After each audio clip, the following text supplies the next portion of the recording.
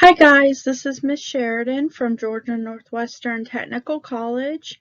I'm going to be doing your lecture today on Chapter 6, Nursing Care During Pregnancy. Nearly every body system is affected during pregnancy. All the hormonal changes and the fetus that's growing will cause the woman to experience changes in her body that produces physical discomforts. So you have a table in your textbook, table 6.1 on page 65, that outlines the common discomforts during pregnancy and some methods of relief. The first one we're going to talk about is nausea and vomiting. This is a very common discomfort during pregnancy called morning sickness. Even though it's called morning sickness, it can happen any time of the day. Morning sickness usually starts at about 6 weeks of pregnancy or so, and typically goes away in the second trimester. However, some women have morning sickness the entire pregnancy. Doctors still aren't sure exactly what causes morning sickness, but the most popular theory is that morning sickness is the body's reaction to the pregnancy hormone, the human chorionic gonadotropin, HCG, which is produced at high levels during that first trimester than at any other time during pregnancy. So these are some methods of relief for nausea and vomiting. You can teach the woman to eat crackers first thing upon arising in the morning. Avoid foods with strong odors. Consume peppermint candies.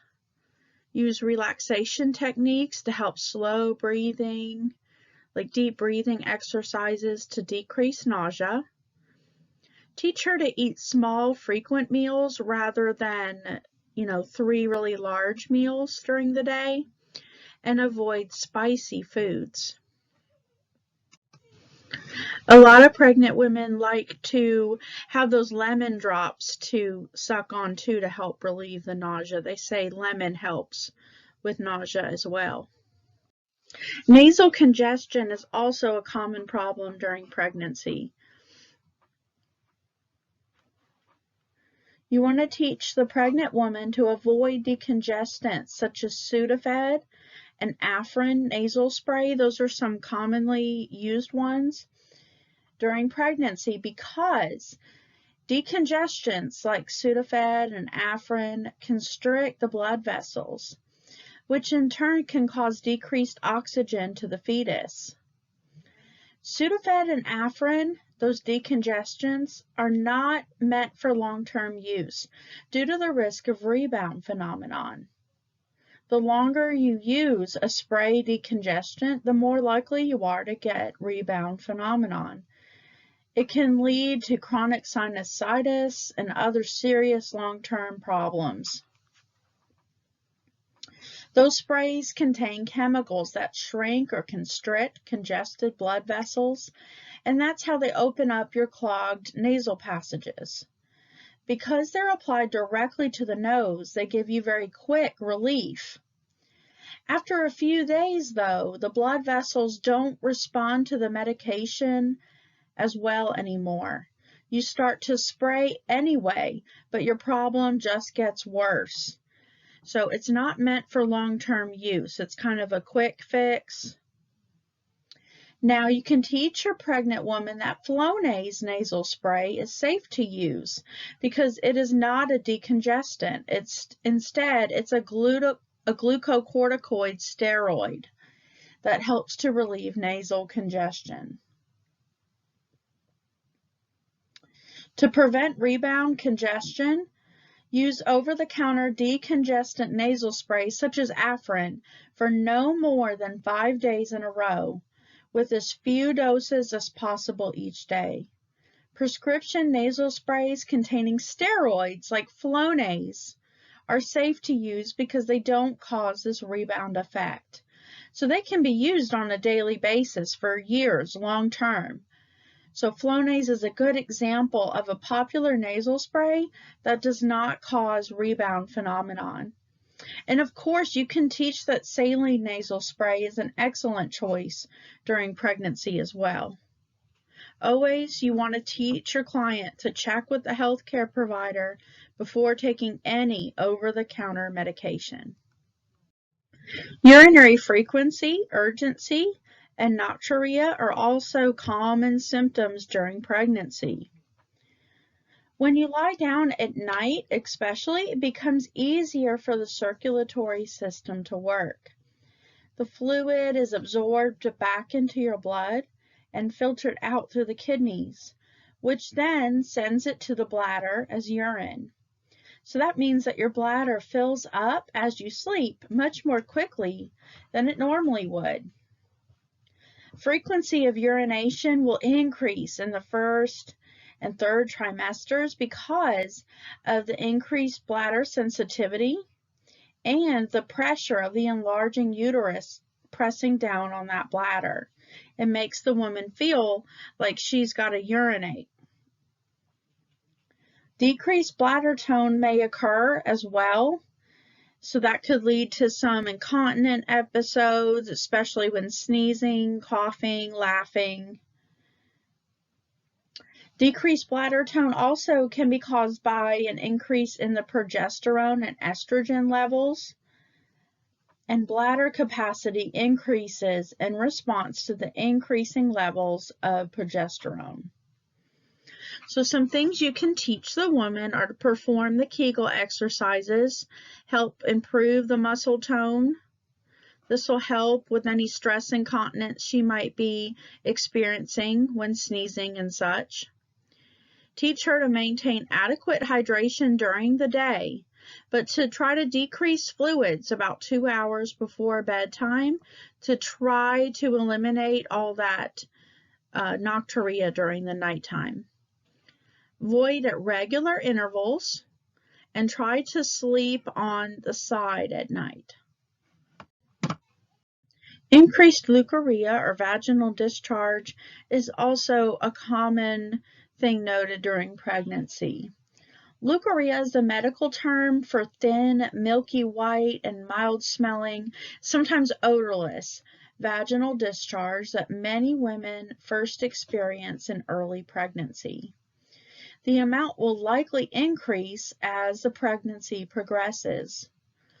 Leukorrhea is similar to the vaginal discharge you might experience between periods, only heavier. So what causes leukorrhea during pregnancy? So when you're pregnant, there's an increase in estrogen levels, which causes an increased blood flow to the pelvic area. So more blood flow is stimulating the body's mucous membranes.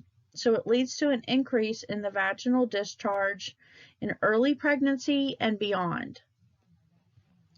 The purpose of leukorrhea is it removes dead cells from the vagina, it protects the birth canal from infection, and it maintains a healthy balance of bacteria in the vagina.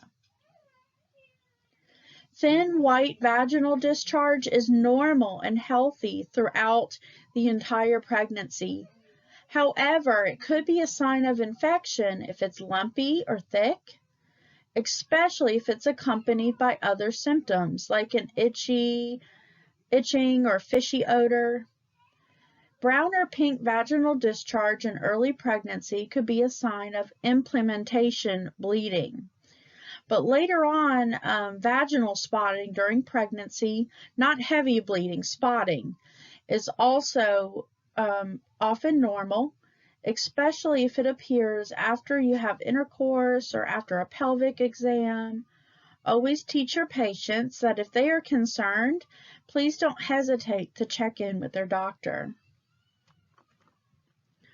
So for increased leukorrhea, you can teach your patient to avoid tight-fitting clothing, wear cotton underwear, wear a pad or a panty liner to help absorb that excess moisture, perform daily perineal hygiene, keep the area nice and clean to prevent infection, and if she suspects an infection at all, to consult with the primary care provider. Increased fatigue is also a common complaint during pregnancy, and feeling drowsy. So teach her about rest periods throughout the day to maintain a regular, constant bedtime with adequate sleep. Also, for increased fatigue, encourage proper use of body mechanics. Participate in regular exercise and perform muscle relaxation and strengthening exercises for hip joints and legs. Heartburn is another common problem experienced during pregnancy. Heartburn may occur because of that decreased gastrointestinal motility that's seen during pregnancy and the slowed emptying of the stomach. This is all caused by an increase in progesterone production during pregnancy. Constipation is another common problem.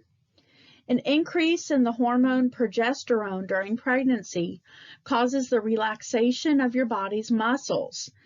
That includes your intestines. So the slower moving intestines also means slower digestion. This in turn can lead to constipation. Laxatives are recommended if dietary modifications fail to improve the symptoms. A laxative that is effective, non-teratogenic, non-harmful to the baby, not excreted in the breast milk, and well tolerated should be chosen.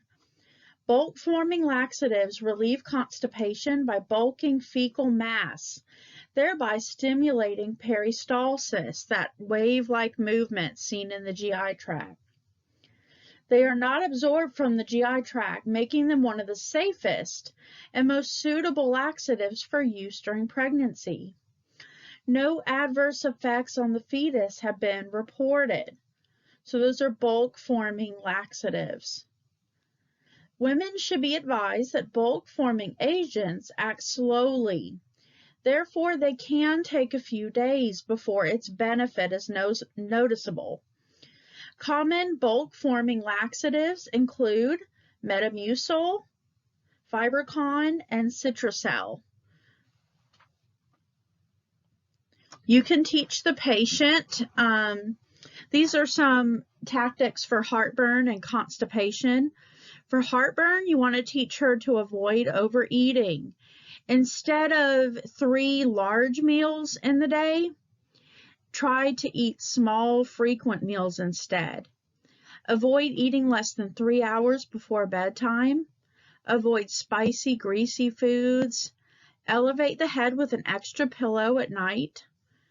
Consume milk products to help decrease the acidity. And sit upright for at least 30 minutes after meals.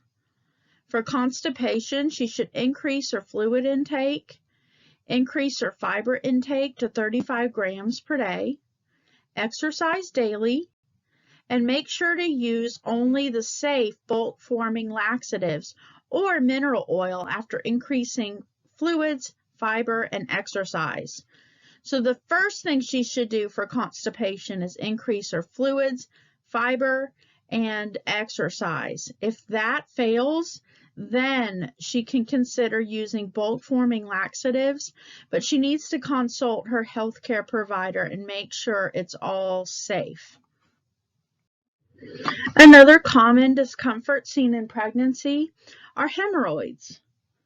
So that growing baby is putting pressure on the large veins behind the uterus. That's going to lead to the possibility of development of hemorrhoids. Hemorrhoids are swollen veins in the rectum that can cause itching, burning, pain, or bleeding. It's very common to get them during pregnancy, especially in the 3rd trimester. Some things you can teach your patient are to avoid straining. She might be able to add a stool softener into her diet, after consulting with the healthcare provider first and making sure it's safe.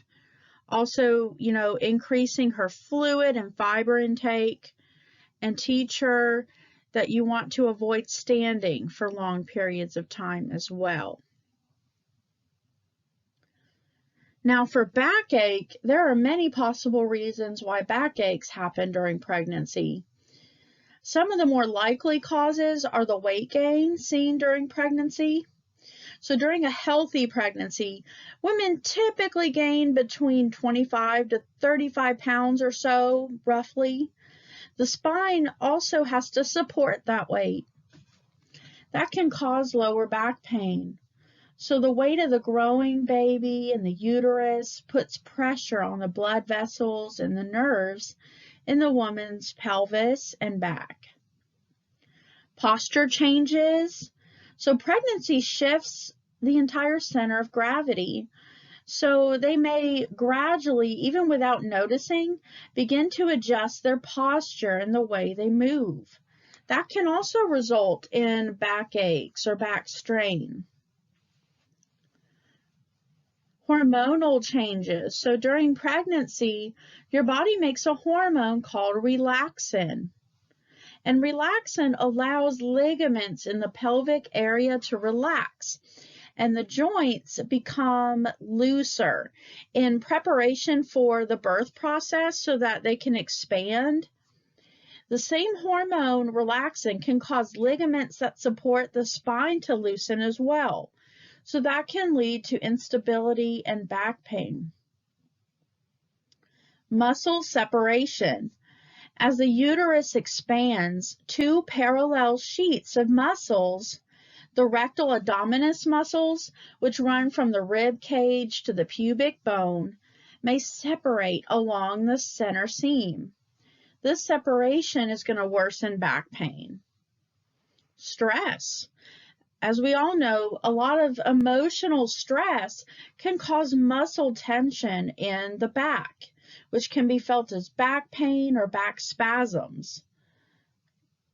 You may find that you experience an increase in back pain during stressful periods of pregnancy.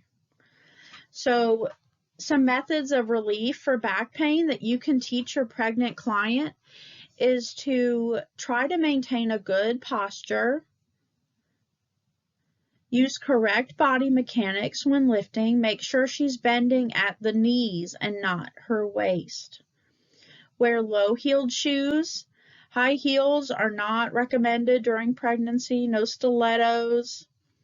Support the uterus with a pillow underneath when lying on the side to sleep. Leg cramps are seen in pregnancy often as well. Leg cramps during pregnancy might be caused by fatigue. It could be the uterus pressing on certain nerves or a decreased circulation in the legs just due to the pressure of the baby pushing down on those blood vessels, kind of constricting those blood vessels by all the tension that growing uterus is putting on them. They might also be caused by calcium or magnesium deficiency or dehydration. Slowly flexing and releasing the feet several times before bed each night can help leg cramps during pregnancy to help keep it at bay. Wearing compression stockings and avoiding sitting or standing for long periods of time can also reduce occurrence of cramping. Calcium and magnesium supplements can help as well as lots of water, staying hydrated. It's recommended pregnant women drink 2 to 3 liters of water a day, but not in large quantities at one time. You want to just kind of spread it out throughout the day. They recommend not gulping it down all in one large quantity because that can actually trigger heartburn episodes, which is another common pregnancy ailment. So some things you can do is to teach her to avoid constrictive clothing, elevate her legs periodically, when she's sitting down on the couch at night, elevate her feet. Dorsiflex the foot, meaning to flex the foot upwards to help stop the cramp. Sometimes you can press the feet up against the wall to aid the woman to, it'll help release the leg cramp. include adequate amounts of calcium, magnesium, and phosphorus in the diet, as well as fluids. But remember to spread out the fluids throughout the day rather than a large quantity at one time. In the last trimester of pregnancy, the growing baby pushes the uterus against the diaphragm. The diaphragm is moved up about 4 centimeters from its pre-pregnancy position. The mother's lungs are also somewhat compressed, especially during the last trimester. So this means that they're unable to take in as much air with each breath.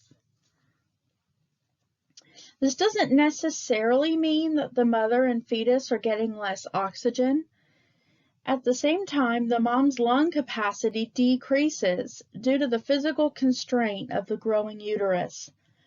The respiratory center in the brain is stimulated by the hormone progesterone to get the mama to take slower breaths. Progesterone is released during pregnancy.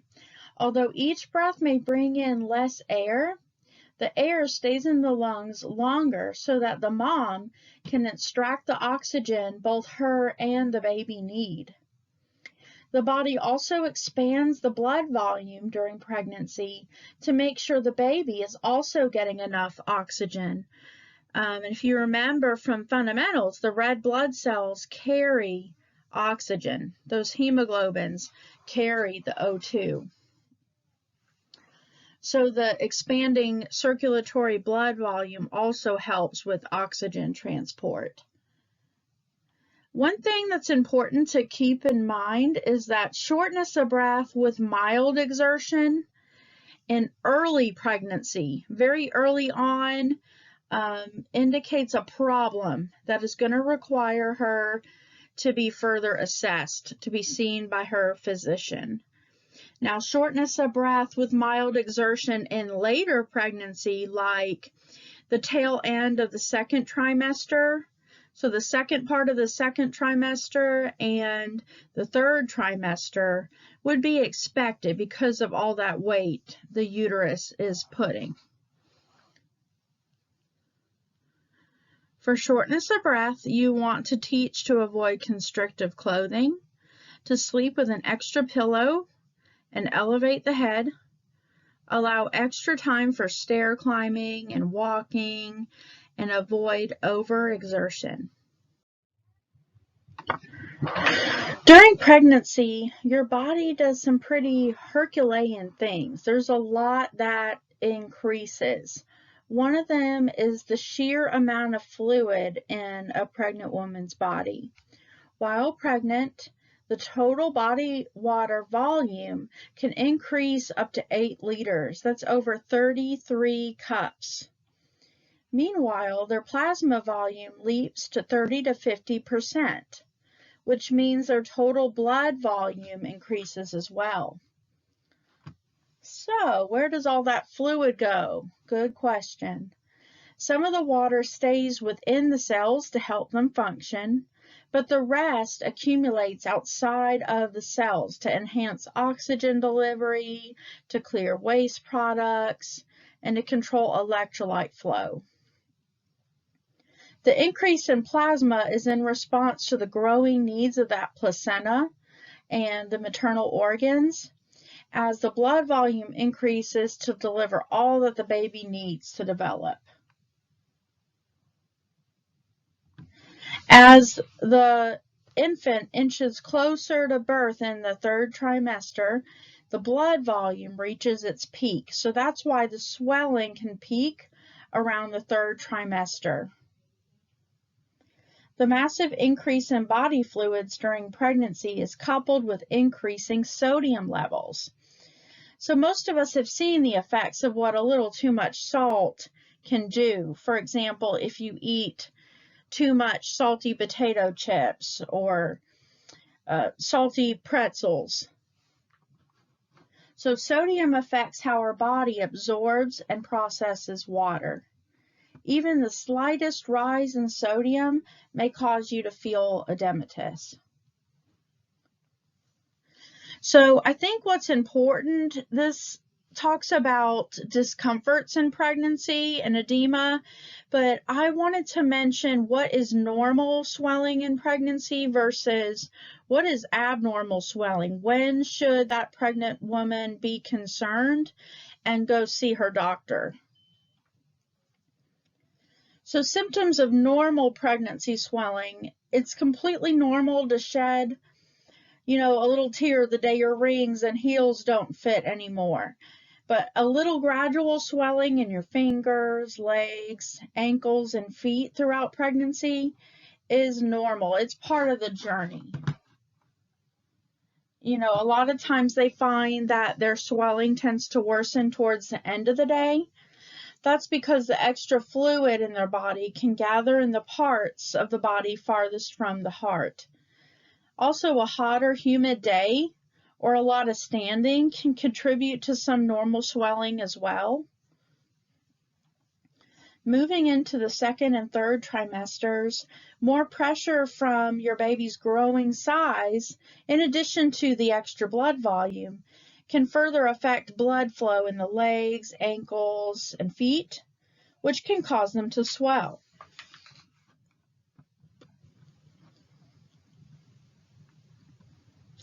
So concerning symptoms related to swelling.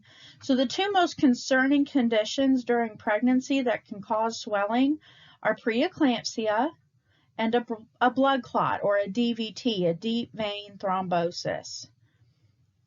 The first thing to remember is that the conditions aren't common, but the risk is very real during pregnancy. So it's very important to be aware of the signs and symptoms.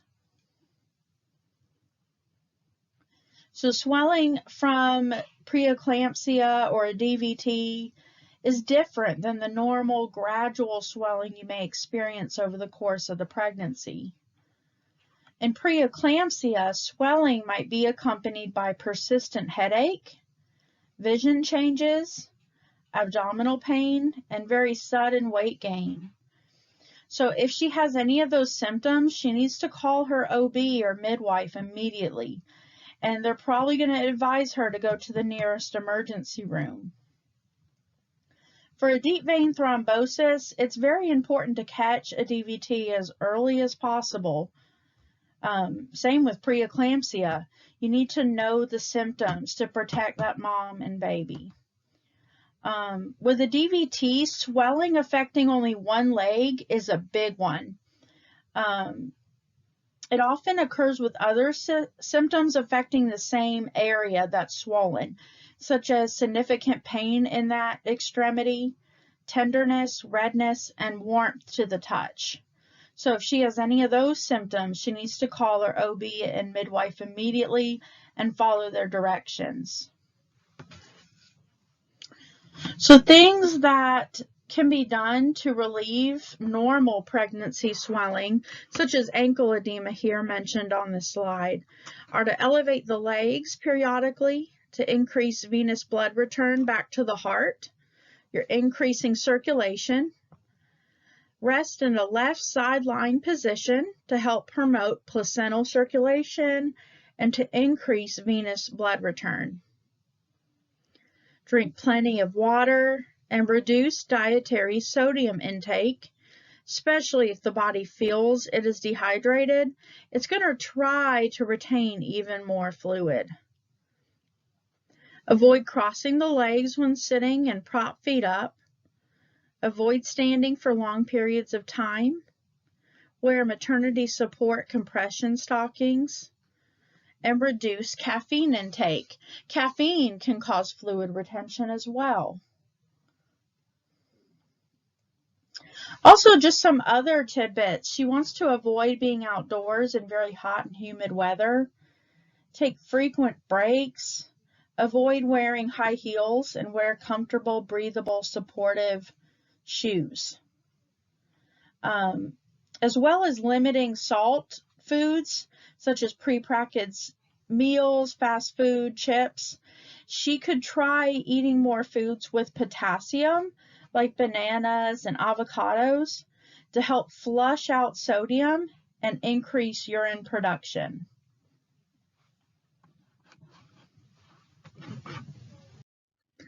This slide details what we just discussed, normal versus abnormal edema in pregnancy.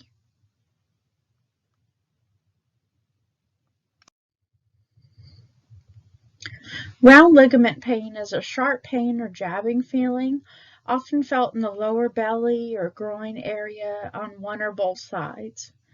It's one of the most common complaints during pregnancy, and it's considered to be a normal part of pregnancy. It can be very uncomfortable and painful, but it is harmless. Several thick ligaments surround and support the womb or the uterus as it grows during pregnancy, and one of them is called the round ligament.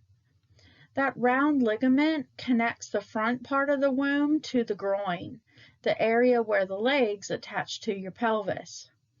The round ligament normally tightens and relaxes very slowly. As the baby in the womb grows, the round ligament stretches. That makes it more likely to become strained. Sudden movements can cause the ligament to tighten very quickly, like a rubber band snapping. This causes a sudden and quick jabbing pain feeling. The round ligament pain can be concerning and uncomfortable, but remember to teach her that it's harmless.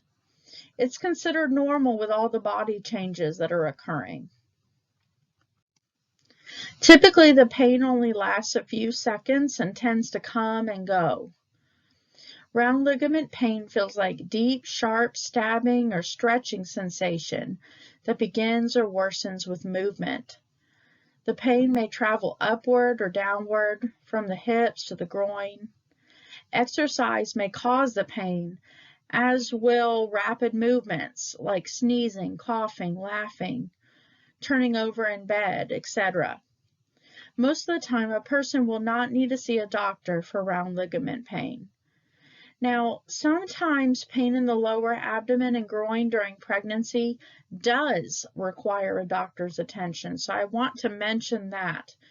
Pregnant women should speak to a doctor if they experience any of the following symptoms, like very sharp lower abdominal pain that lasts for more than a few seconds or does not go away after changing position. Premature uterine contractions, pain or burning during urination, pain accompanied by cloudy or foul-smelling urine, bleeding or spotting, any signs of an increase or an infection with vaginal discharge, fever or chills, nausea and vomiting with abdominal pain, difficulty walking.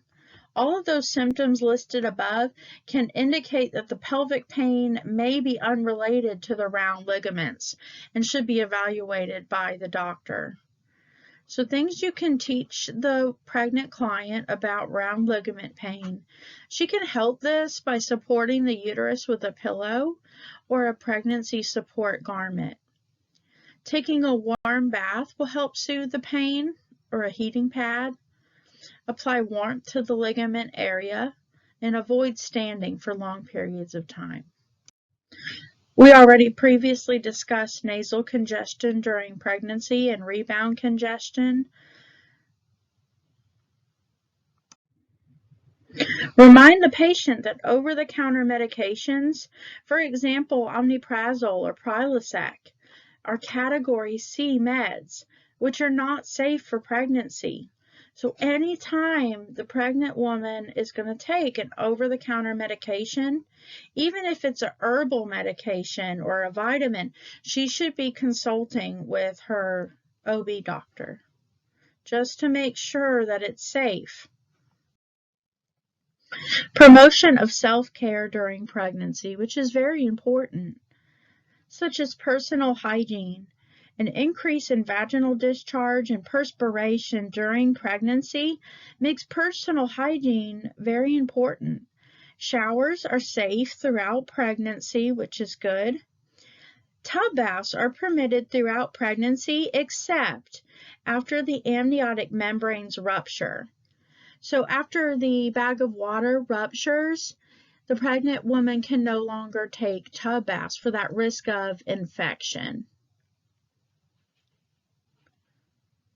It's important to remember that the pregnant woman should avoid excessively hot showers and baths due to the detrimental effects of hyperthermia. Hyperthermia being the elevated body heat caused by either fever or artificially with hot tubs, saunas, or sunshine. Hyperthermia has been linked to neural tube defects, which affect the spinal cord, brain, or spine.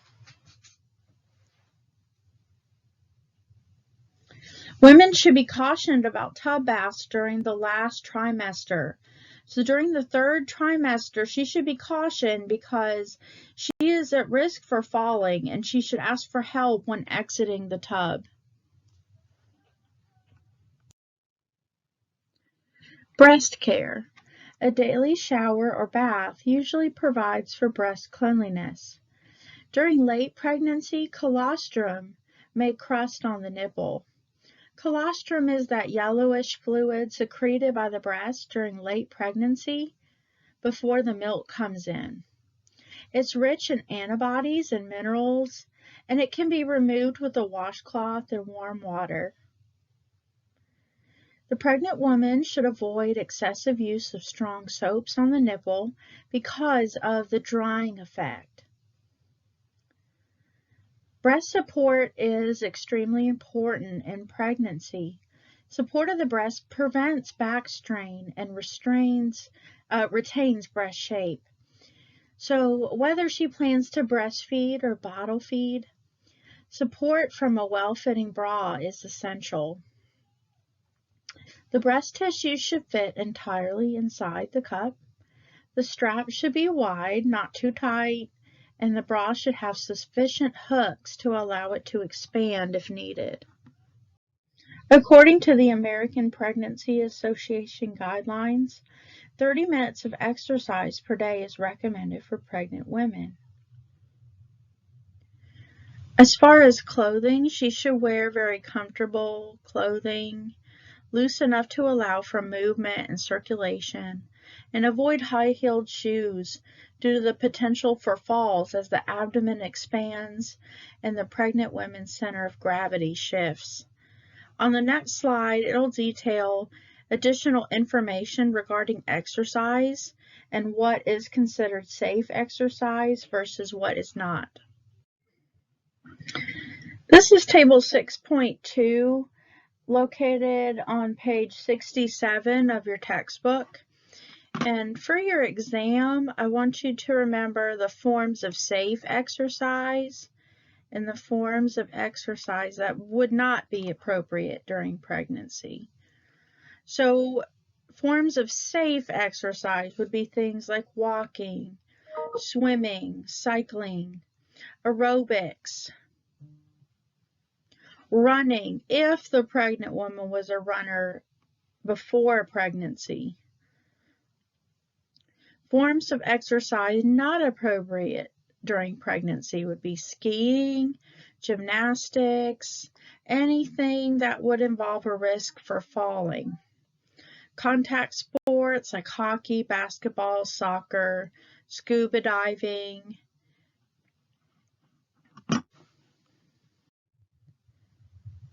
You should teach the pregnant client to stop exercise if they start feeling dizzy or faint, have any fluid leaking from the vagina, experience any vaginal bleeding, or have any chest pain, headache, increased shortness of breath, or notice any decreased fetal movement.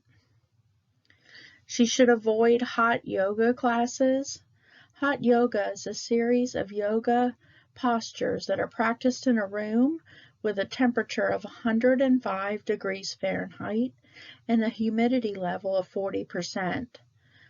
This comes with an increased risk of neural tube defects and possibly other malformations among fetuses exposed to excessive heat, so pregnant women should avoid practicing hot yoga during pregnancy.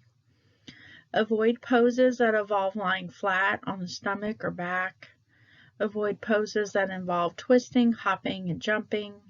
Maintain adequate hydration during exercise to stay hydrated. It is very common for the pregnant woman to experience fatigue, and she will need more rest. Fatigue will increase as the fetus gets larger. She should plan to incorporate rest periods into her day to decrease fatigue and allow for 8 hours of sleep at night. At times, sleep may be difficult due to the backaches and growing fetus. She may need to use additional pillows to support her uterus and take the strain off of her lower back when she's lying down. As far as employment, work is permitted as long as there's no complications. Avoid prolonged standing and environmental hazards that could be harmful to the fetus.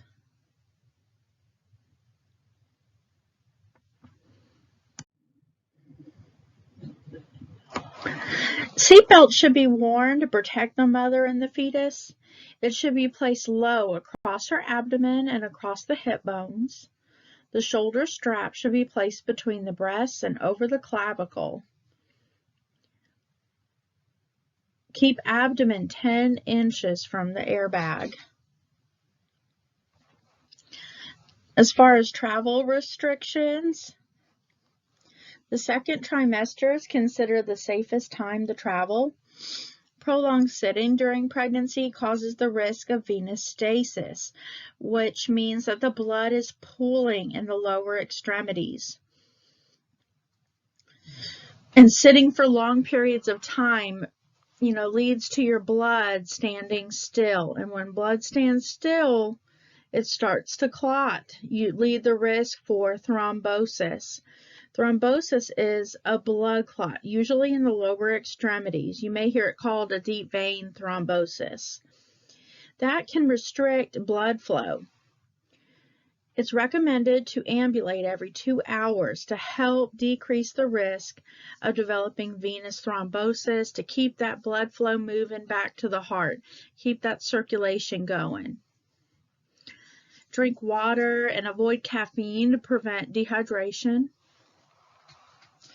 For dental care, overall good health includes sufficient dental care. During pregnancy, the gums are commonly edematous. So that's a very common finding with pregnancy, of swollen gums in the mouth. And the gums can bleed very easily because of all the effects of the hormones and the increased blood supply that happens during pregnancy. If she has to have treatment for cavities or gets an infection, the dentist should be informed of the pregnancy. X-rays are only done when necessary with abdominal shielding to protect the baby.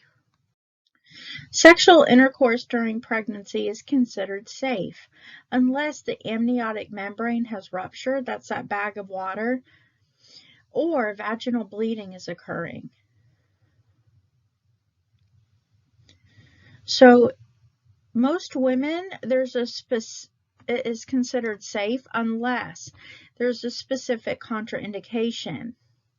The woman should limit or avoid sexual intercourse if she has preterm labor, more than one miscarriage, placenta previa, which we'll discuss in the following chapter, infection, bleeding, or breaking of the amniotic membranes.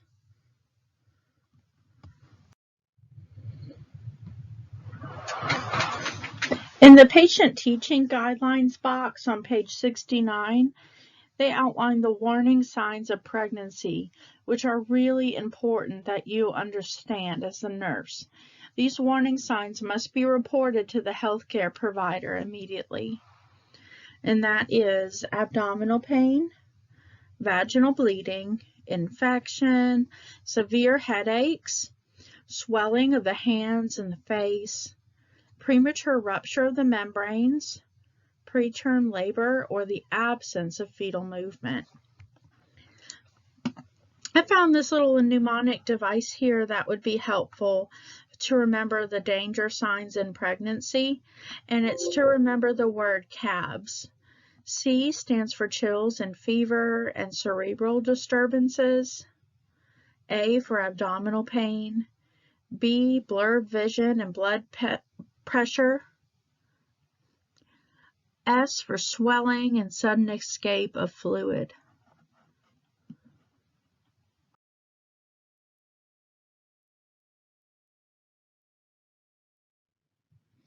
Viral infections in pregnancy are major causes of maternal and fetal morbidity and mortality.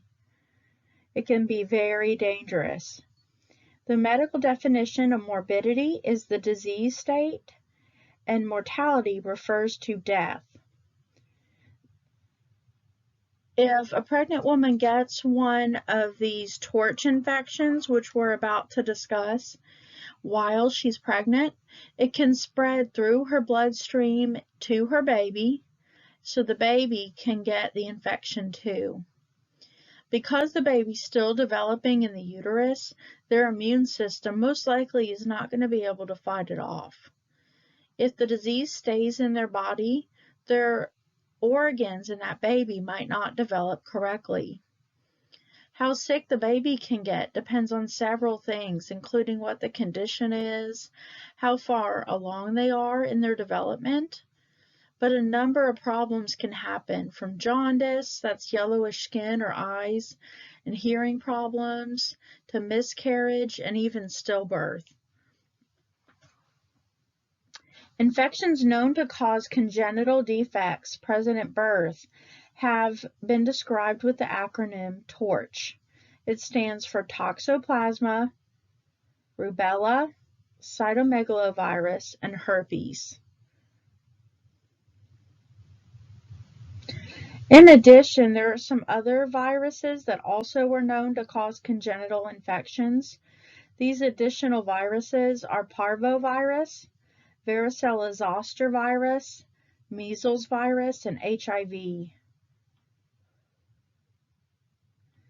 Evidence such as physical signs and symptoms of viral disease may be apparent in the newborn at birth, or they may not be evident until years later. Prevention of viral infections in pregnancy is extremely important. These are some general instructions for pregnant women that should be taught: to practice good hand hygiene, avoid young children with colds and infections, avoid raw or undercooked meat, avoid cleaning out the cat litter box, avoid yard work that may cause exposure to cat feces, avoid sharing drinks and eating utensils with small children, and make sure vaccinations are current before becoming pregnant again, and make sure she gets her yearly flu vaccine. We're going to talk about the first viral infection in TORCH, toxoplasmosis. Now, I'm going to post on your Blackboard a separate video that I made where I came up with this little drawing of a cat to help you remember the signs and symptoms and the important information about toxoplasmosis. You will see this one tested on a lot, and NCLEX likes asking about it as well. So I wanted to make sure this one really stuck with y'all. Toxoplasmosis is frequently acquired by eating raw meat or through exposure to cat feces. The symptoms are very vague. The pregnant woman may experience body aches, headache, fatigue, a sore throat.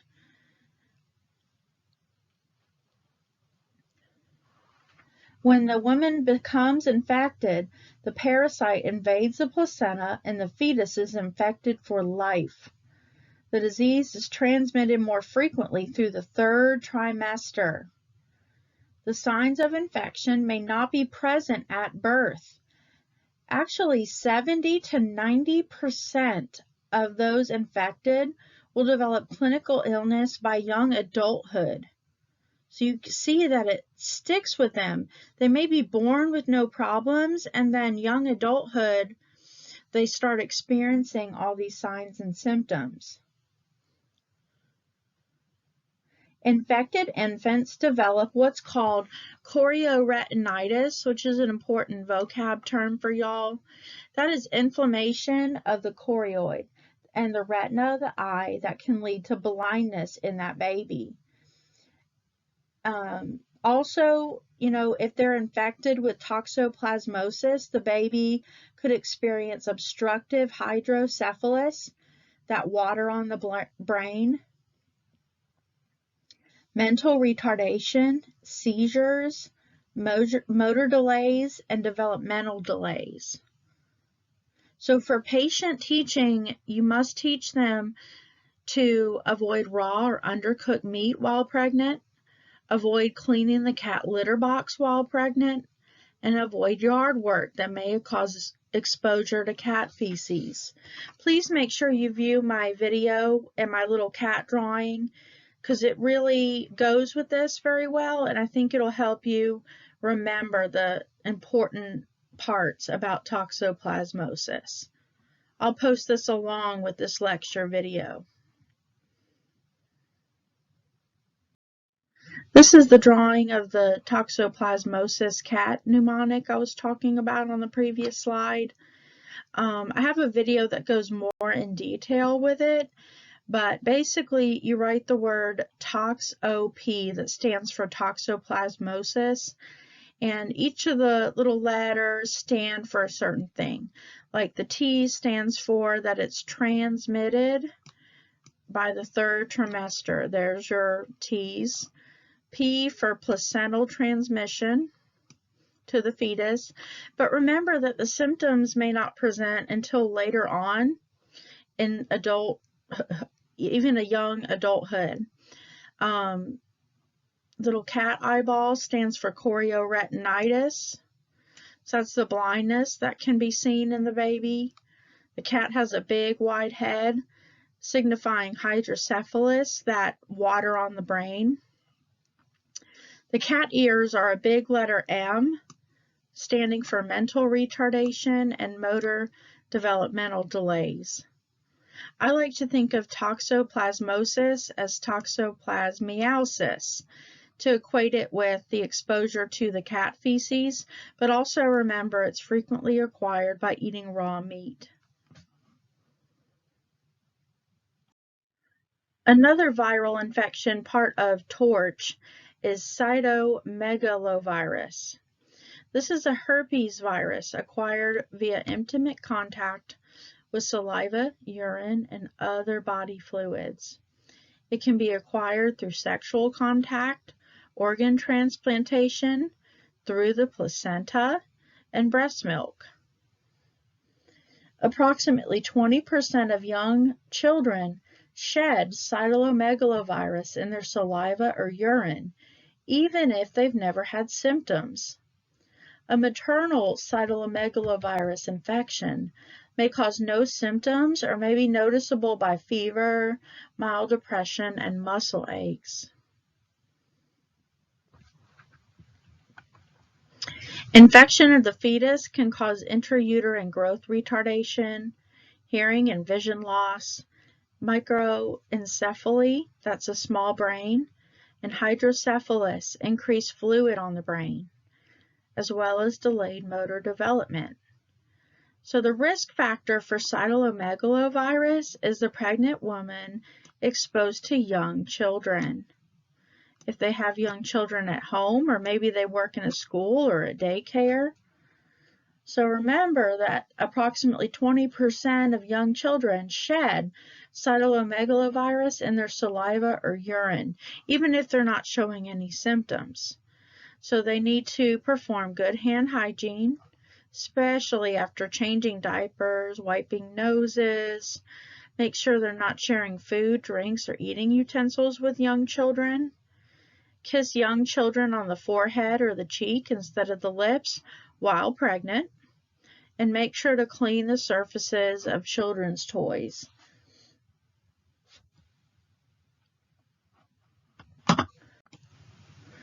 Most cytomegalovirus infections are rarely diagnosed because the virus usually produces few, if any, symptoms.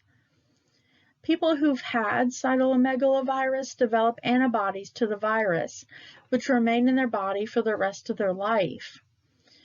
A blood sample can test for cytomegalovirus antibody, followed by another blood sample within 2 weeks. The virus can also be cultured from specimens, from urine, throat swabs, tissue samples. Lab tests to culture the virus are very expensive, though, and they're not widely available. If a pregnant woman is diagnosed with cytomegalovirus, there are a few ways that the fetus can be checked for an infection. They can do an amniocentesis, which we talked about in a previous chapter. That can be done to check fetal fluids or blood for signs of infection. However, remember that the amniocentesis is invasive, so it brings with it the risk of allowing the virus to pass from the mother to baby if it had not already done so. So she needs to speak with the healthcare provider about the risks of the amniocentesis and see if the risks, if the benefits outweigh the risks. Infection with herpes simplex virus is one of the most common sexually transmitted infection, an STI. Symptoms of herpes simplex virus typically appear as a blister or multiple blisters on or around affected areas, such as the mouth, genitals, or rectum. The greatest risk to the fetus is if the mother becomes initially infected with herpes simplex virus during the 3rd trimester.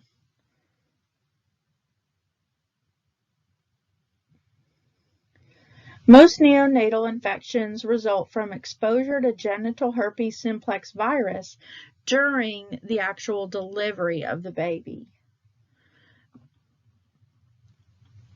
Most obstetricians will schedule a C-section, a cesarean birth, if the woman has a history of a frequent outbreak of herpes.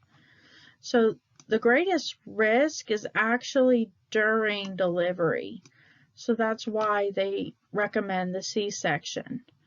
Newborns infected with herpes simplex virus may have skin, eye, or mouth lesions, encephalitis, or dysfunction of the liver, lungs, central nervous system, and the brain.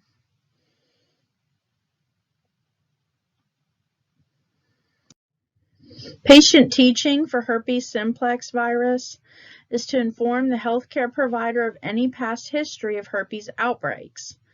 Inform the healthcare provider of any new herpes outbreaks during the pregnancy so that they can start antiviral therapy. Practice safe sex with a new partner by using condoms and avoiding sexual contact with anyone who has an open sore on the genitals. Rubella is very dangerous to the developing fetus. It can spread by airborne secretions. Signs and symptoms of infection in the mom is a rash starting on the face or neck, enlarged lymph nodes, joint pain, fever, and cough. The most dangerous time for the fetus is the first 12 weeks of the pregnancy. It's transmitted via the placenta.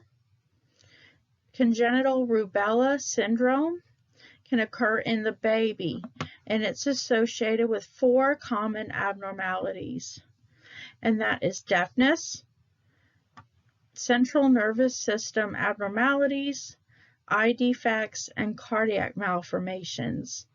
Teach the pregnant woman to know her immunization history, avoid exposure to young children, particularly in the 1st trimester, report any rash or illness to the doctor, obtain rubella vaccine after delivery. Remember that rubella is a live vaccine, so that she can't get the vaccine while she's pregnant, but she can get it after delivery. So vaccines that can contain live viruses are not recommended for pregnant women. That's like your measles, mumps, rubella, your varicella vaccine, and this rubella vaccine. They are not given in pregnancy because of that slight possibility of causing the disease in the mother or the baby. Inactivated vaccines have not been shown to cause birth defects or pregnancy complications, so they're safe, like your flu shot or your Tdap whooping cough vaccine. Parvovirus B19 is another virus harmful to pregnant women. It can cause fifth disease, which is a childhood disease characterized by a slap face rash that appears along with a fever, like in this young baby down here. It's transmitted by the respiratory route, through blood products, and by placental transmission during pregnancy. Approximately 40% of pregnant women do not have antibodies built up for this virus, so they're at risk for an infection.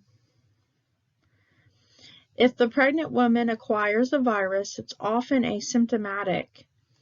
This is a disease that causes the fetus to have anemia and be unable to manage fluid.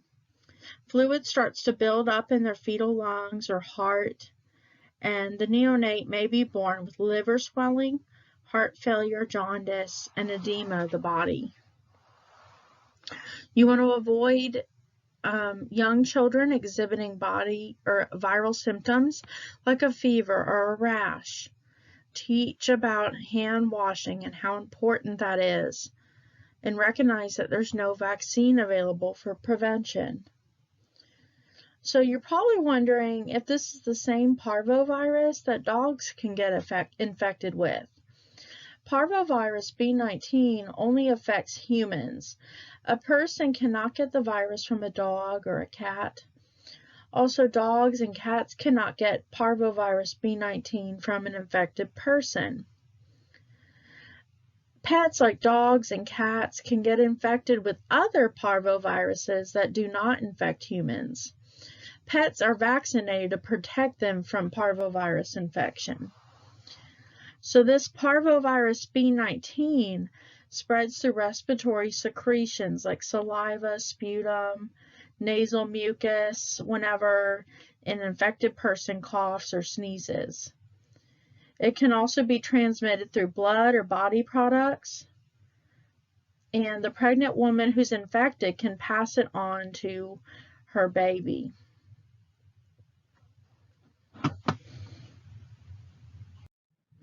Primary varicella infection, also known as chickenpox, is considered a medical emergency during pregnancy. Varicella zoster virus is transmitted as airborne virus. It causes fever, anorexia, and itchy vesicles. The person is contagious until the last chickenpox vessel crosses over. Pneumonitis, which is inflammation of the lungs, is a complication likely to occur with an adult pregnant patient. So she has life-threatening respiratory conditions that can happen. If the fetus acquires the virus, it can result in spontaneous abortion, chorioretinitis. So that we talked about with the toxoplasmosis. That's an inflammation of the chorioid, which is a lining of the retina. And this inflammation can affect vision and lead to blindness. It also can lead to cataracts, limb malformation, and brain dysfunction.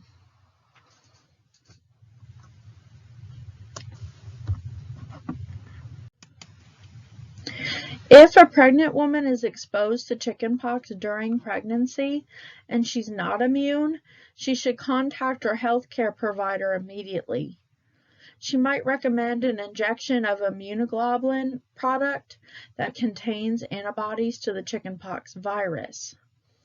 When given within 10 days of the chickenpox exposure, the immune globulin can reduce the risk of chickenpox or reduce its severity. If they develop chickenpox during pregnancy, the healthcare provider might prescribe oral antiviral drugs to speed up their recovery. The medication is most effective when given within 24 hours of the rash developing. Some patient teaching for varicella zoster virus and pregnancy are to avoid any person known to have the disease, follow vaccination guidelines for children in the home, obtain the vaccine after delivery to provide protection for subsequent pregnancies. Measles, also known as rubeola, can have severe consequences for the pregnant woman. It's transmitted by airborne route of coughing and sneezing. Symptoms are fever, cough, conjunctivitis in the eye, and rash. Pregnant women are also at risk for developing pneumonitis with the disease. So kind of a swelling inflammation of the lungs. Most pregnant women have been vaccinated. However, measles are not eradicated worldwide, so visitors to the United States can still bring the virus. Travel outside of North America can also increase the risk of exposure to measles. You want to teach her when planning travel to be aware that measles are common in disease of Europe, Asia, Africa, and Pacific. Avoid any person known to have the disease. Follow vaccination guidelines for children and obtain the vaccine after delivery to provide protection for subsequent pregnancies. Human immunodeficiency virus, HIV. So there's an estimated 35.3 million people living in the world with HIV. Most countries have placed an emphasis on prenatal treatment to prevent mother-to-fetus transmission. Approximately 30% of the women in the United States are not tested for HIV during pregnancy. It's recommended routine third trimester screening for women with high-risk behaviors or who have symptoms of the disease. Antiretroviral therapy to treat HIV can be provided during pregnancy. You want to teach her to notify the healthcare provider if HIV positive, consider to get tested, take all antiretroviral meds as prescribed if the mom is HIV positive, and avoid a high-risk lifestyle, such as IV drug use, and practice safe sex with untested partners. Good nutrition in pregnancy is essential so that the baby will have optimal weight gain, they're getting the nutrients they need, and it will help reduce complications. You should teach her to take a prenatal vitamin with iron and to avoid empty calories, eat foods high in folate or take supplements as prescribed, adequate intake of calcium and vitamin D, protein, and foods rich in iron. She has to ensure extra caloric needs of 200 kilocalories per day.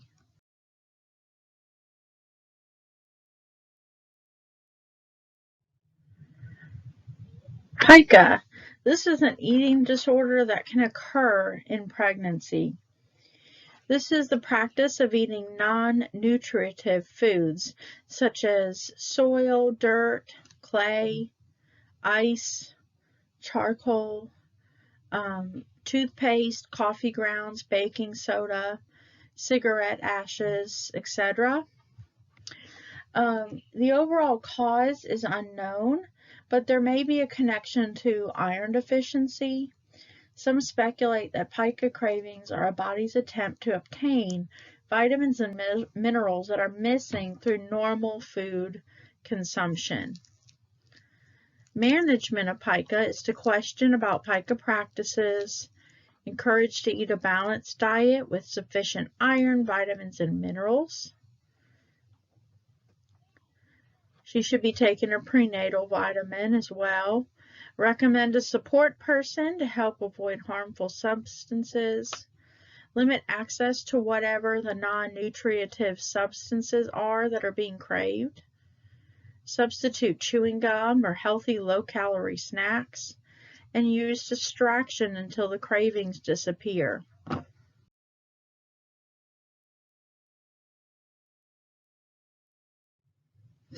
The guidelines for weight gain for a woman that's pregnant with one fetus are, and this is what I want you to remember here, that the BMI should be between 8.5 and 24.9 and should gain 25 to 35 pounds.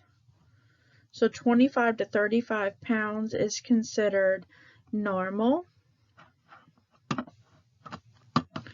For patients with a BMI in the obese range or having excessive weight gain in pregnancy, they're at increased risk for gestational diabetes, hypertension, and to have a C-section birth.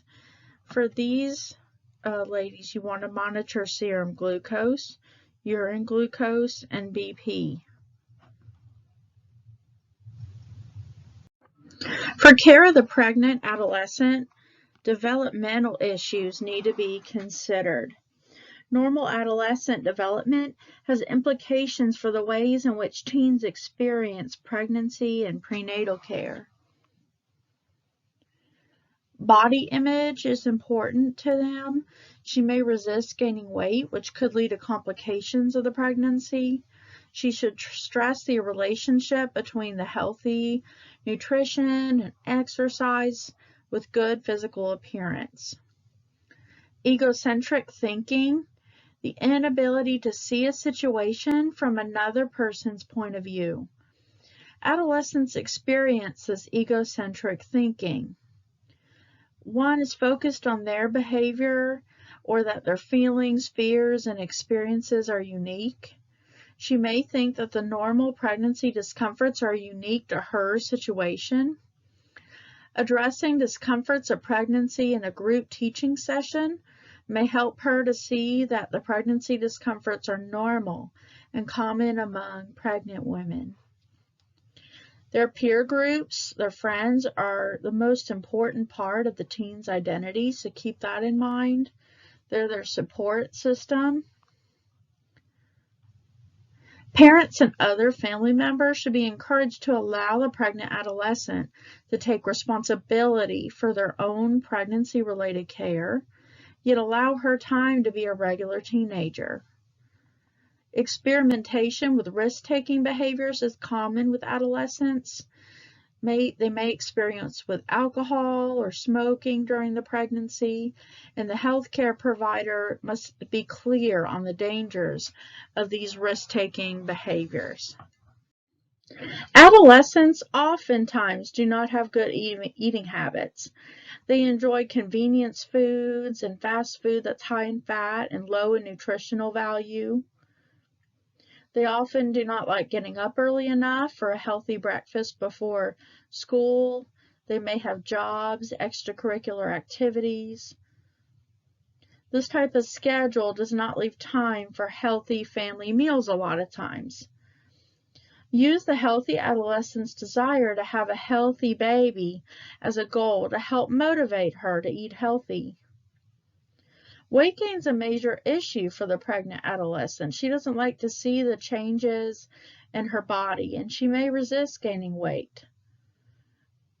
Inadequate consumption of calcium is also a problem for the pregnant adolescent.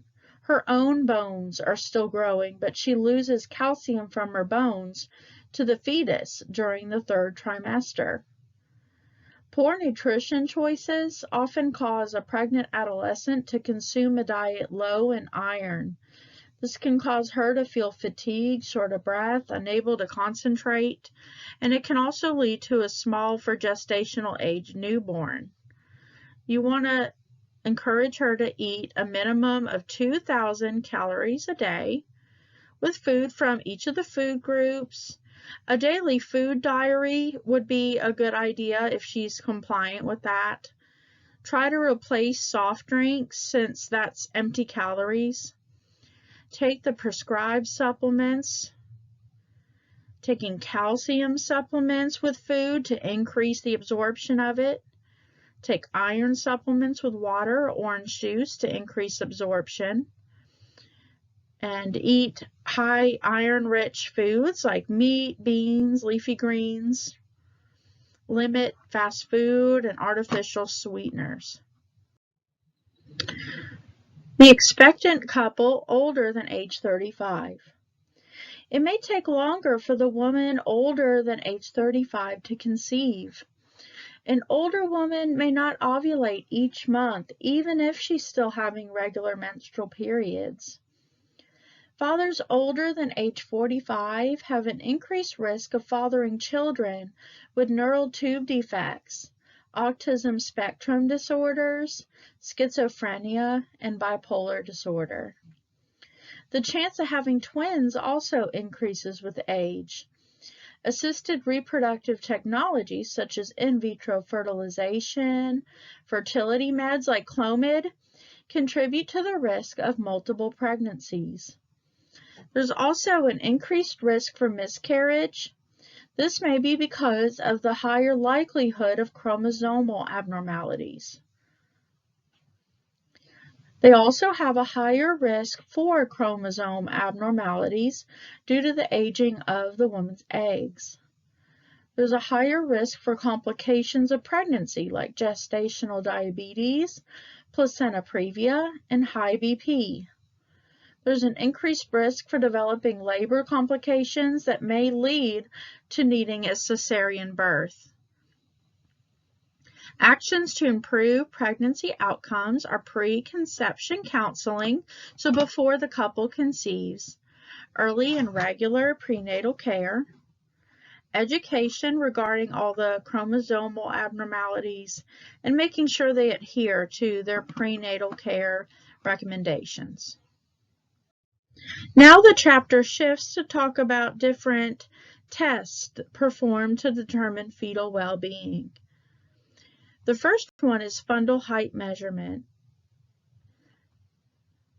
The doctor will take a tape measure, and it's used to measure the distance between the symphysis pubis and the top of her fundus. At each prenatal visit, they're looking for growth. That is the expectation for each visit. When the fetus is growing appropriately, we're looking for an increase in the fundal height at each prenatal visit. And really, that's the gist of what I want you to understand for this particular exam.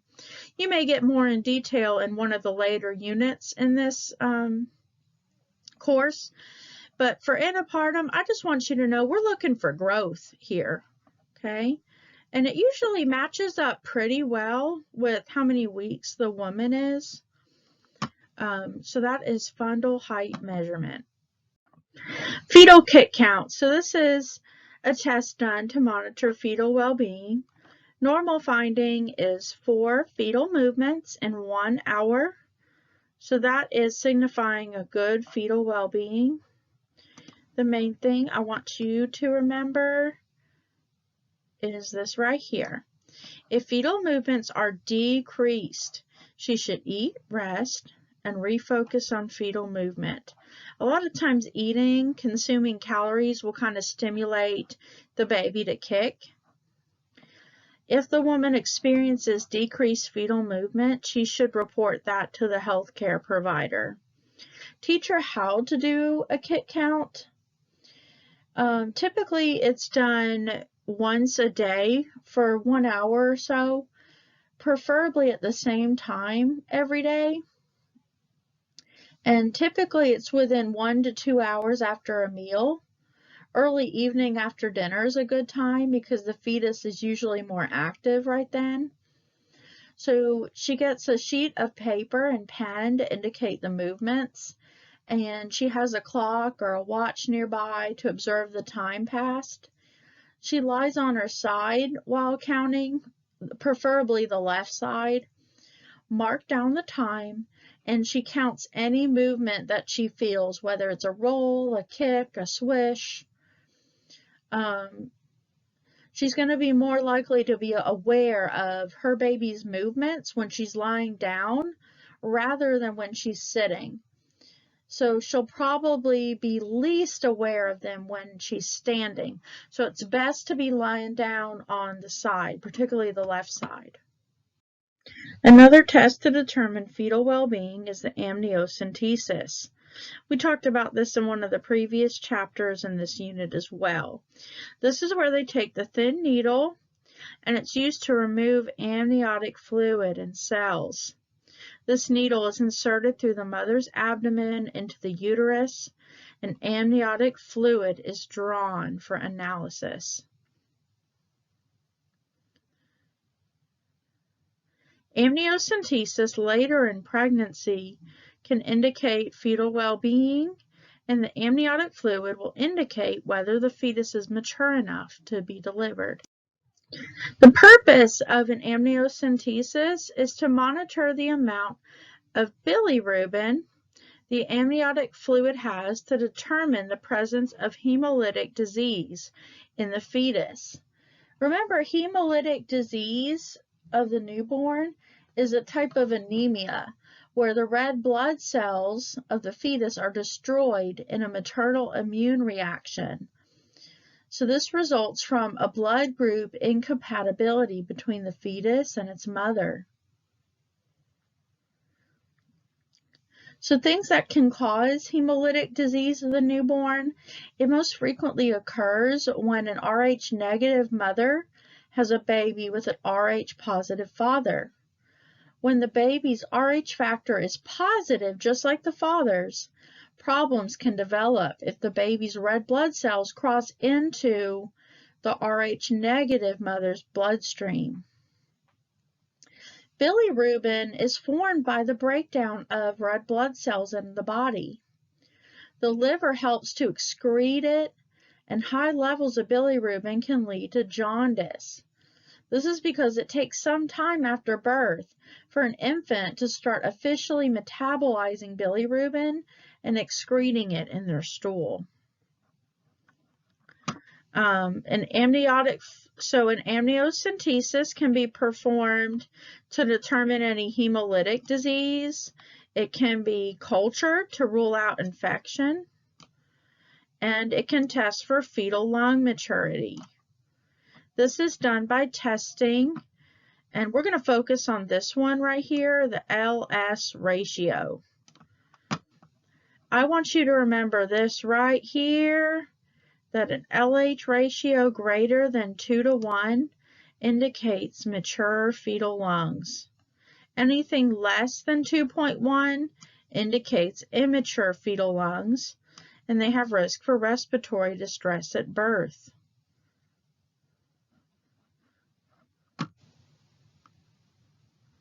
So we're going to focus on the LH ratio. I'm not as worried with the PG or the LBG. I want you to remember the LS ratio. Greater than 2.1, mature lungs. Less than 2.1, the lungs are not mature. So your job as the nurse is to explain the amniocentesis procedure to the woman, how it's done, what to expect. Explain that the fetus will be monitored, and ultrasound guidance is used for needle placement. Provide comfort and emotional support for her since it is an uncomfortable procedure. You're going to send off specimens to the lab, administer RhoGAM, and RhoGAM is given to an Rh negative woman with an Rh positive baby. So this is done, we talked about how an amniocentesis is invasive with that needle, and so you have a risk of the Rh positive baby's blood mixing with the Rh negative mama's blood. So when that mixes, the Rh negative mom's blood develops antibodies against the baby's blood. And those antibodies can attack the baby's red blood cells. It's called the hemolytic disease of the newborn. So I want you to remember this right here. It's very important that after an amniocentesis, the woman is going to get a dose of RhoGAM if she is Rh negative and her fetus is Rh positive. After any time there is an invasive procedure, trauma, the amniocentesis, anytime there's a risk for the fetal blood to get mixed with the mama's blood, they're going to administer RhoGAM. You want to teach her to report any decrease in fetal movement, bleeding, cramping, leaking of fluid, or fever. A non-stress test. This is performed to monitor the baby's fetal heart rate to see how it responds to the baby's movements, fetal movement. The term non-stress test refers to the fact that nothing is done to place any stress on the baby during this test. It's performed after 28 weeks to monitor for fetal distress. A fetal monitor is attached to the mother's abdomen, and the fetus is monitored for several minutes. Every time the woman perceives a fetal movement, it's noted there on the fetal monitor. A healthy fetal response is a rise in the heart rate with fetal movement.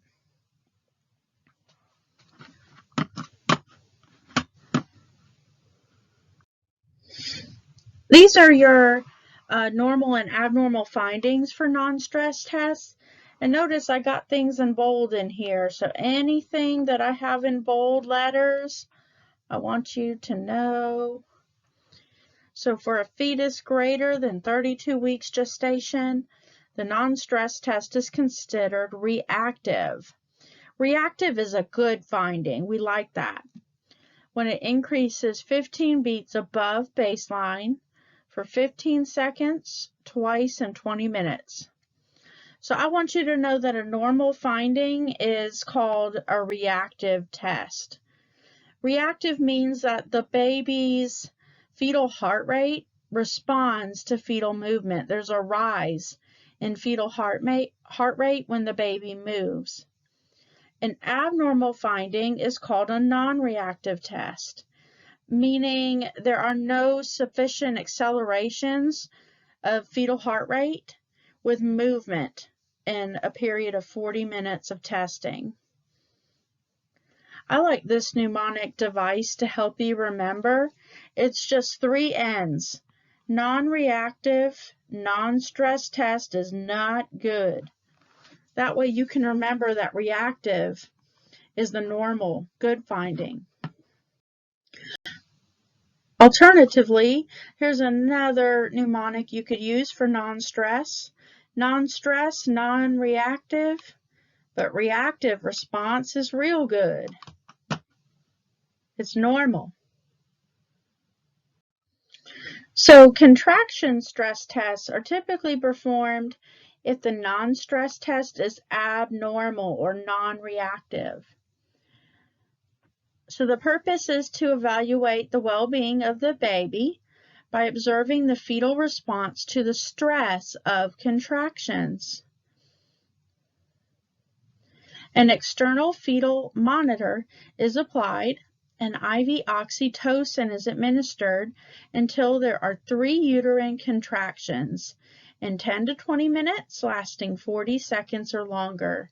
So in other words, they stimulate contractions and then see if the baby responds to the contractions. They're determining the baby's ability to tolerate labor, as well as just their general well-being and placental oxygenation. So the difference between a non-stress test and a contraction stress test is that a non-stress test does not place any stress on the fetus, whereas a contraction stress test actually induces contractions with IV oxytocin to assess the fetal response to labor. So this actually does put stress on the baby, whereas the non-stress test does not. For a contraction stress test, this is considered negative or normal when there are no late or variable decelerations of fetal heart rate noted on the fetal monitor. So a negative is considered normal, has good fetal outcomes. A contraction stress test that is positive is abnormal, meaning that there are late or variable decelerations of fetal heart rate with half of the contractions. If you get a positive contraction stress test, they will likely do a biophysical profile, which we'll talk about later in this chapter.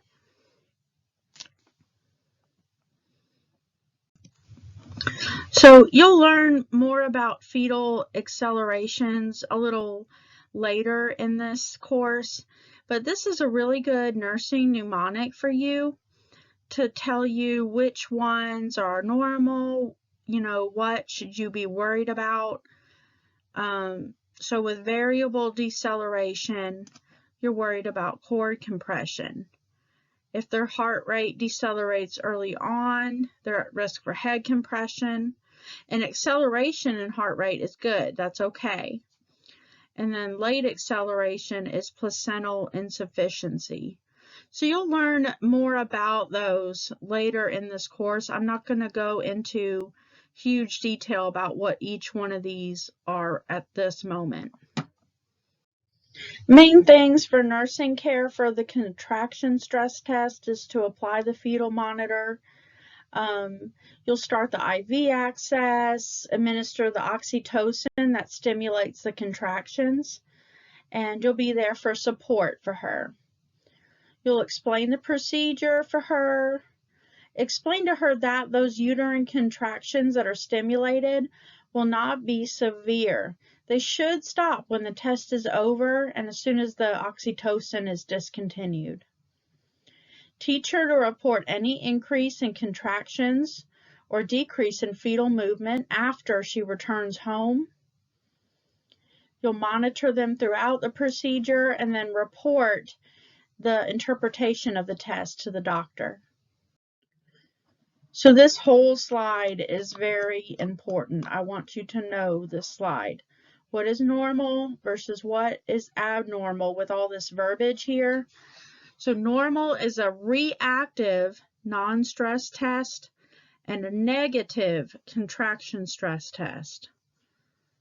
Abnormal is a non-reactive non-stress test and a negative contraction stress test. So amniotic fluid index. First, I want to review about what amniotic fluid is exactly.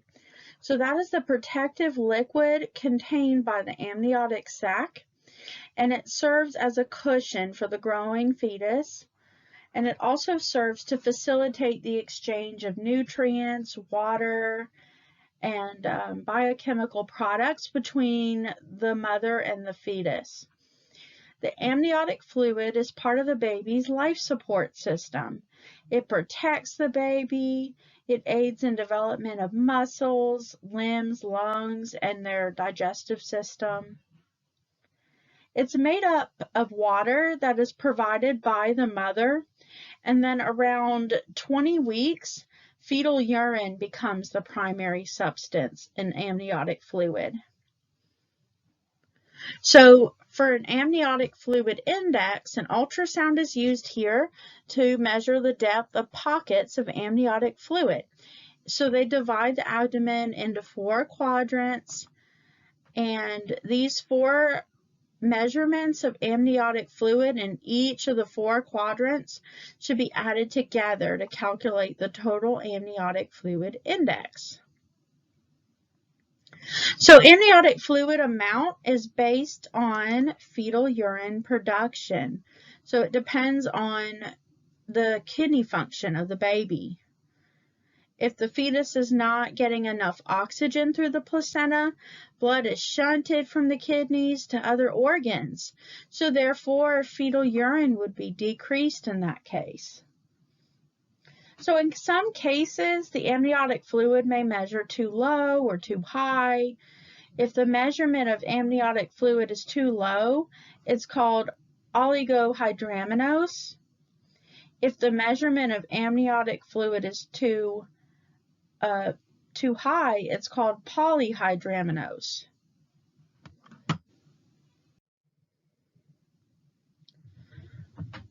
So I just want you to be familiar with these two terms here. Your oligohydramnios, meaning a state of low amniotic fluid. That's associated with poor fetal outcomes. Abnormal is called polyhydramnios, and it's associated with congenital anomalies like a neural tube defect. That's about the gist of what I want you to know on this slide. So for your nursing care, you're just explaining the procedure to her, what's going to happen, the purpose of it, how it works. Provide comfort and support. Reassure her that it's non-invasive. She's just going to lay quietly. There's no needles, no risk to the baby at all. Biophysical profile.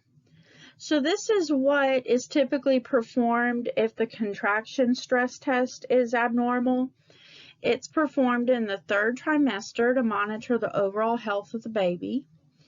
And it consists of a non-stress test with an additional 30 minutes of an ultrasound observation.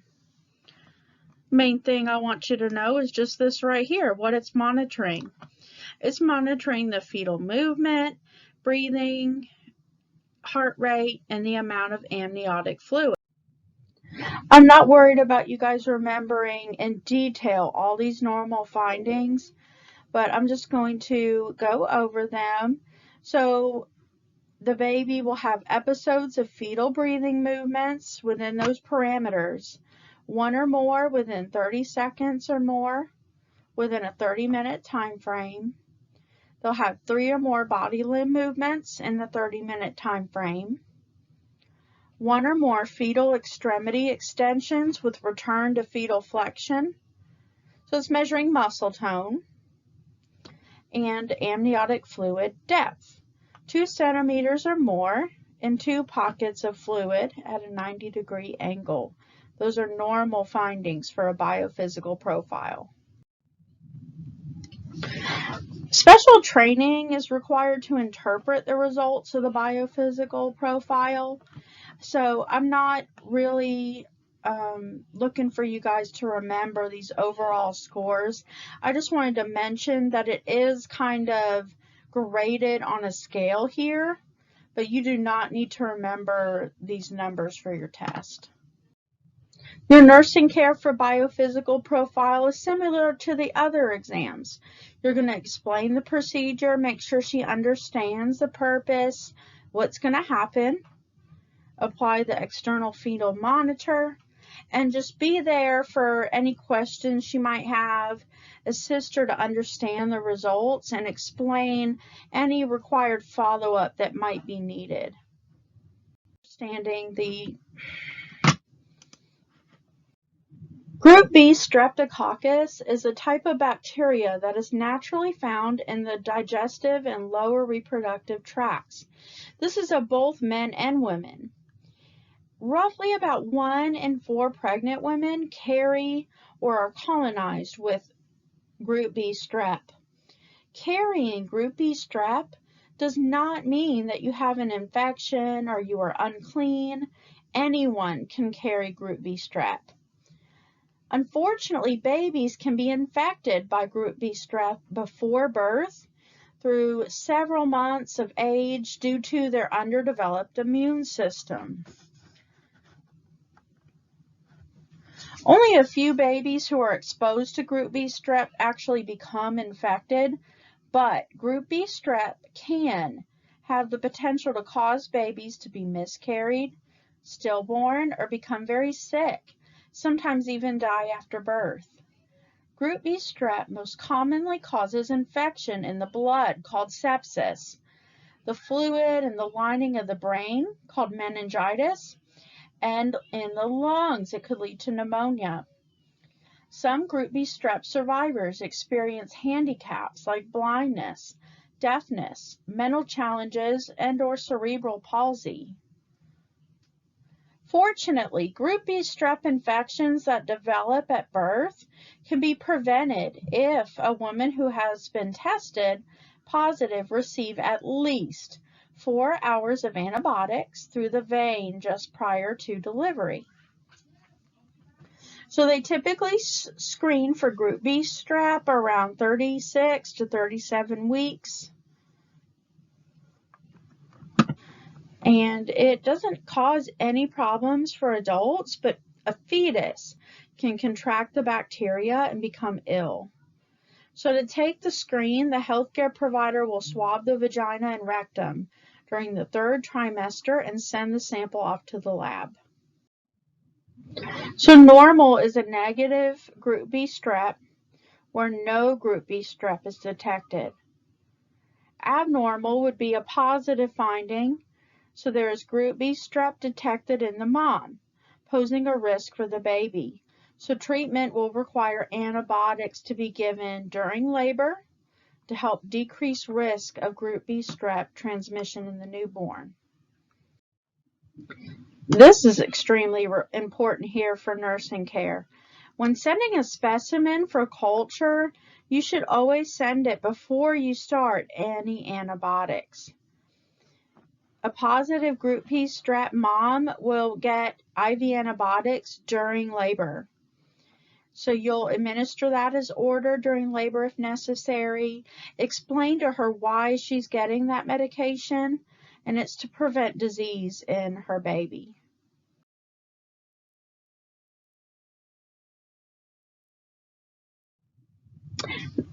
Towards the tail end of this chapter, they talk about preparing for birth, so it covers Lamaze method, the Bradley method, childbirth classes, and a birth plan. We'll talk about each of these on the following slides. So Lamaze, these are the most widely used method in the United States, and it's named after a French doctor, and it was introduced in the U.S. in the 1950s. It provides women with techniques to assist her with coping with the pain of labor. It centers on breathing patterns with a focal point and relaxation techniques that conserve energy for the pushing stage of labor. The Lamaze method does not support or discourage medications in labor. So it views medications as an option if it's needed. So medications are an option with Lamaze. Now the Bradley method became popular in the 1990s, and it prepares the woman to deliver without medication. So this is a natural childbirth without meds.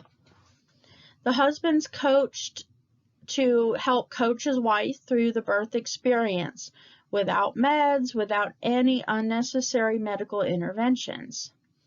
It doesn't have an emphasis on breathing techniques like Lamaze does. Its focus is more on muscle control rather than breathing. So they say that muscle tension increases the pain of labor, and to be relaxed will help reduce the pain. So the birth plan. Some women prefer to develop a birth plan that allows her to communicate her desires for labor and delivery with her healthcare provider. A birth plan may be very detailed or it may be brief. So these are some topics that might be included in the birth plan. But one thing I want to note about the birth plan is that she does not get to decide what drug is used for induction. Specific drugs that are used for induction are determined by a medical doctor.